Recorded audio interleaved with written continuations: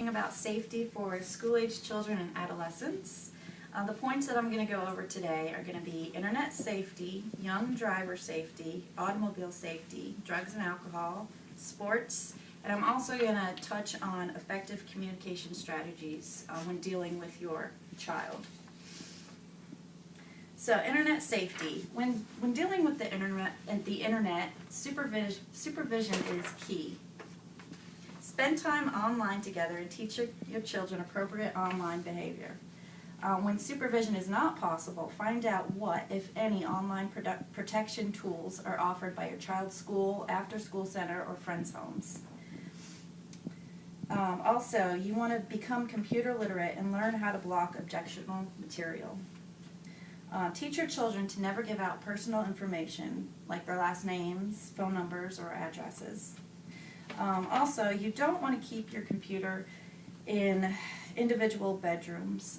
You want to make sure you keep it in a high traffic area of your home where you can make sure that you're around to monitor your children's use.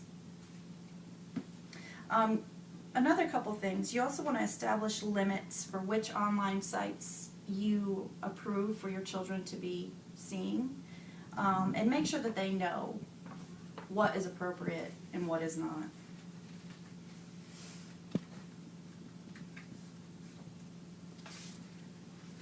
Driving safety. You want to make sure that they avoid distractions. Discourage your teen from talking on the cell phone, texting, changing CDs, or eating while they're driving. You also want to limit the number of passengers in your child's car.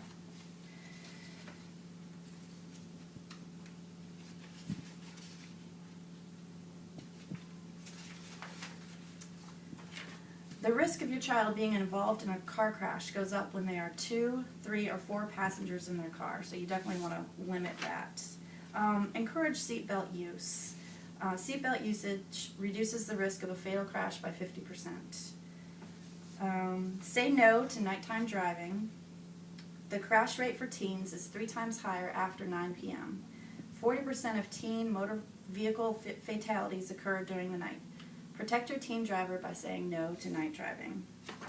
You also want to monitor your teens driving. Ride with them and start discussions. Automobile safety. You always want to be aware where your children are before you're in the vehicle backing up out of your driveway, or make sure you walk around your vehicle. Make sure there's no children in the area. Teach children to never play in or around cars, and to move away from a vehicle when a driver gets in the car or if a car is started. Always use appropriate safety restraints such as car seats or booster seats, and always make sure they're installed properly. Make sure they're buckled up. Never keep your keys in your car, and keep your vehicle locked when it's unattended. Drugs and alcohol. You want to be open with your children and be willing to talk to them about drugs and alcohol. More importantly, listen to what they have to say. Make it clear to your child that drug and alcohol use is not acceptable.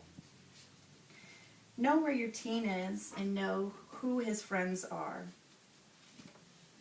Children who do not have adult supervision are more likely to be involved in drugs and alcohol, so make sure you're around and you're available for them to talk to you if needed. Educate yourself about the drugs that are out there and know the effects of these drugs so you can educate your child about them. Also, learn the signs of drug and alcohol abuse. Some of the signs of drug and alcohol abuse can be a sudden change in behavior, a sudden change in friends, sleeping more or less, lack of interest in favorite activities, violent or hostile behavior, or declining grades. Sports safety. Use the proper safety equipment and ensure that it fits your child well. Helmets should be worn when playing softball, biking, hockey, football, skating, skateboarding, or riding a scooter. Protective padding should also be worn with contact sports, like football or soccer. Eye protection and mouth guards are important with soccer, football, or racquetball, or tennis. Any team or sports activity should be supervised by qualified adults.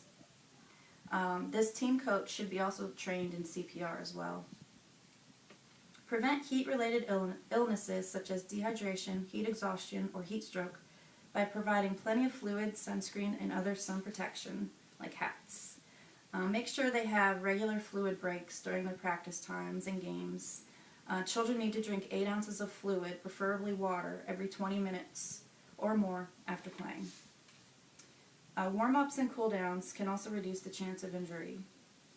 Warm-up exercises such as stretching or light jogging can help minimize the chance of muscle strain or other soft tissue injury during sports. Warm-up exercises make the body's tissues warmer and more flexible. Cool-down exercises loosen muscles that have tightened during exercise. Effective communication strategies.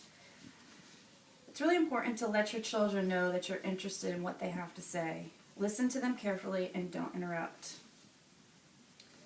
Don't intentionally embarrass or put your child on the spot in front of others. This will lead to resentment and hostility. Hold conversations in private as well. Do not use put-down words such as dumb or lazy or you don't know what you're doing or anything like that. Don't preach or moralize a situation. Avoid statements such as, you'll talk when I'm finished, or I know it's best for you. Praise your child for making the effort to communicate. Reinforce the child for keeping communication lines open. Also, help your child come to a conclusion or solution to achieve a problem by planning specific steps to help him achieve a goal.